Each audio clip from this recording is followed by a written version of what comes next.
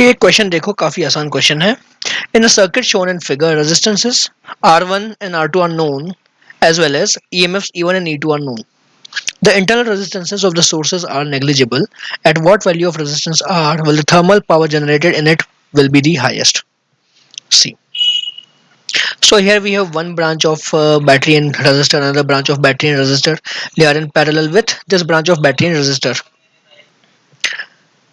So since these two branches are in parallel, we can combine them together into a single circuit. Okay.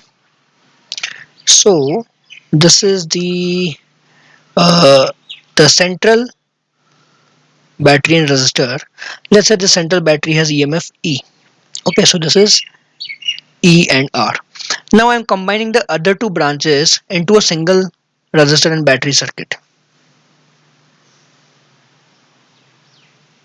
Okay, so E1, E2 and R1, R2, we are combining these two branches. So let's say that the new EMF over here is E net and the new resistance over here is R net. So when you combine the batteries in parallel, the R net has value. The R net has value from here R1 R2 by R1 plus R2. They behave just like in parallel. So we get R1 R2 by R1 plus R2. This is the parallel combination. Okay.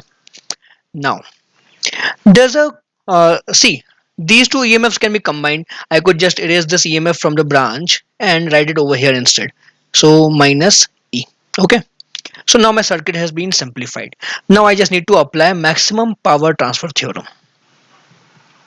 So what is the maximum power transfer theorem? Maximum power transfer theorem simply says that if I want the maximum power through this resistor, then it should be equal to the remaining resistor in the circuit.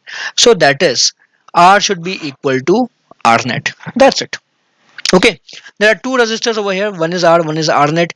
Now this has fixed value because R1, R2 are known. So this resistor has a fixed value, but I can change this resistor.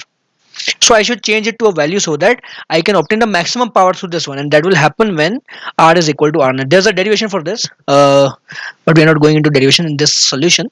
Okay. So anyways, so R will be equal to R1 R2 by R1 plus R2. So option D.